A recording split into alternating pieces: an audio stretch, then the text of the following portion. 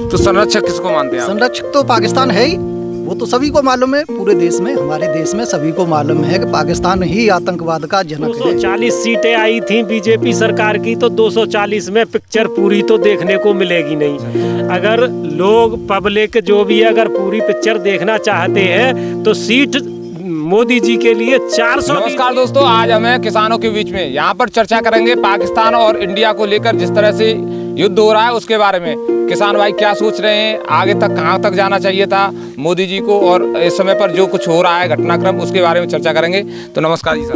नमस्कार जी, नमस्कार। परिचय दीजिए। सुशील कुमार, नगला खेम। तो सर, इस समय पर जो स्थिति बनी हुई है इंडिया और पाकिस्तान के युद्ध की, इसके बारे में आपके क्या विचार है? कैसे जैसे सीज फायर हो गया है उसके बाद क्या सोच रहे हो? क्या युद्ध को आगे तक और लेकर जाना था?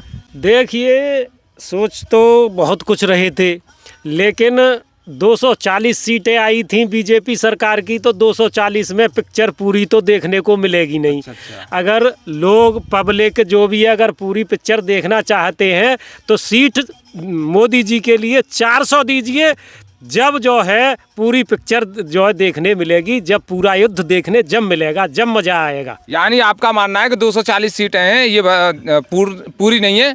400 सीटें हो तो पाकिस्तान को नक्शा से हटा देंगे। हाँ जी, नक्शा से हटे या जो भी पब्लिक के मन में है वो इच्छा पूरी जब ही होगी। जब मोदी जी की इच्छा आप पूरी करिए और उसके बाद इच्छा आपकी पूरी होगी। यानी आपका ये मानना ये है कि जब आपने मोदी जी को ट्रेलर दिखाया तो मोदी जी ने आपको ट्रेलर हाँ, ट्रेलर आपने मोदी जी को दिखाया है तो ट्रेलर जो है आपको भी ट्रेलर ही देखने को मिला है और ट्रेलर ही मिलेगा। तो आगे के लिए आप क्या सोच रहे हैं भैया? आप बताइए, आप क्या सोच रहे हैं? किसके लिए? तो आगे बढ़ना चाहिए या फिर 240 के हिसाब से ही होना चाहिए? 240 सीट में तो इतना ही युद्ध देखने को मिलेगा और क्या।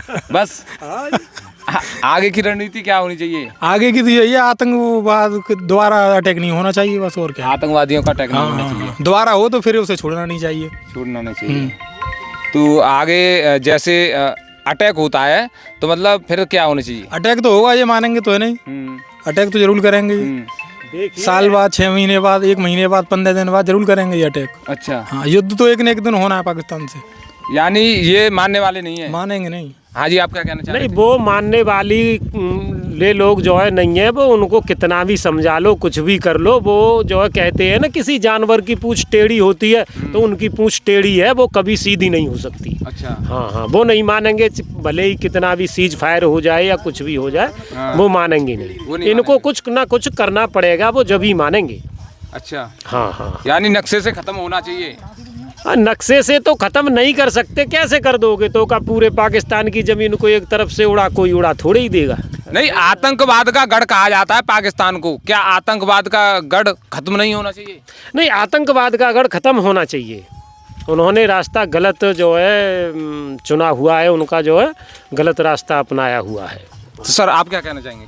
ये देखिए, ये जो सीज फायर हुआ है, युद्ध की स्थिति तो किसी भी देश के लिए बेहतर नहीं होती है। हाँ।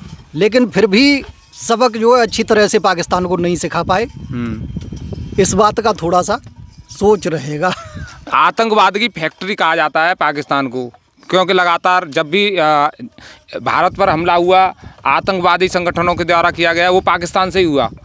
तो अब जो सीज फायर हो गया है, क्या आतंकवादी इस समय पर ख़त्म हो चुके हैं? नहीं, आतंकवाद कभी ख़त्म नहीं हो सकता, क्योंकि जब संरक्षक मौजूद है तब तक तो आतंकवाद ख़त्म होगा ही नहीं। तो संरक्षक किसको मानते हैं आप? संरक्षक तो पाकिस्तान है ही, वो तो सभी को मालूम है। पूरे देश में, हमारे देश में सभी को मालूम है कि पाकिस्तान ही आतंकवाद का जनक है।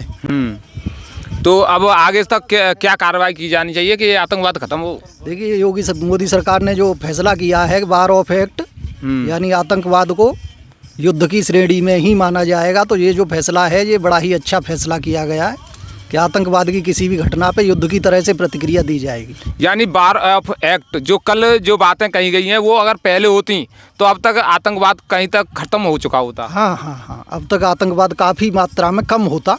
इस तरह से, जिस तरह से हमारे देश में नृशंस हत्याएं ये लोग करते हैं, वो नहीं होती।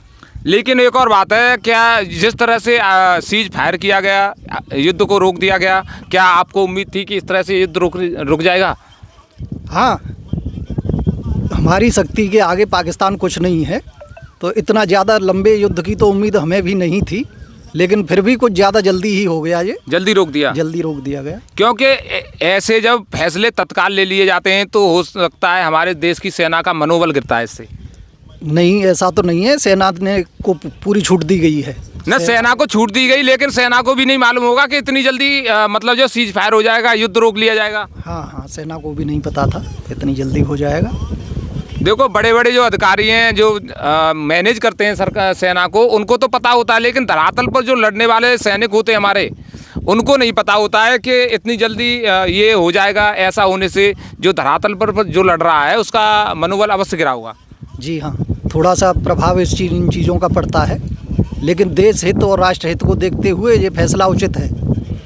लेकिन एक सवाल और खड़ा होता है कि जो हमारे जवान शहीद हुए उनके खून का बदला क्यों नहीं लिया गया? उनका बदला अवश्य लिया गया है। जो डायरेक्ट अटैक पाकिस्तान में किया गया वो उनका बदला ही है सब। नहीं, जो एयर स्ट्राइक जो की गई उसमें जो हमारे शहीद हुए उनका बदला क्या इस तरह से पूरा हो सकता है?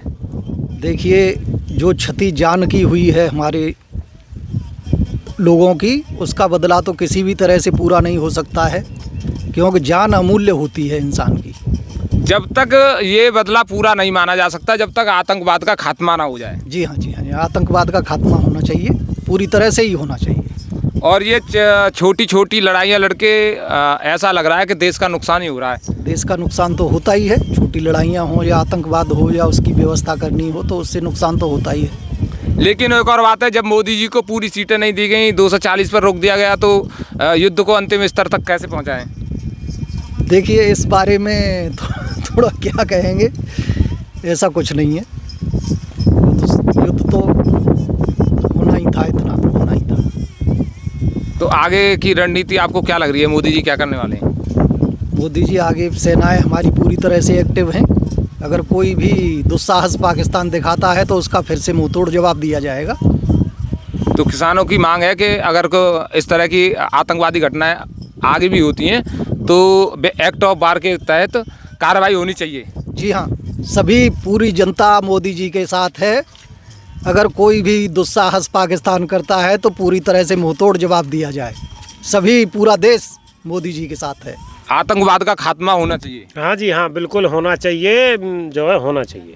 क्यों भैया, आतंकवाद का खात्मा होना चाहिए? होना चाहिए, बिल्कुल होना चाहिए।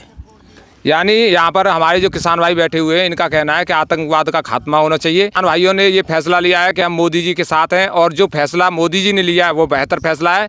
बाकी देश हित में जो होगा, किसान भाई तैयार हैं। तो क्या कहेंगे? पूरी तरह से देश तैयार है, सरकार और सेनाओं के साथ। जय हिंद, जय किसान, जय जवान। नमस्कार, धन्यवाद।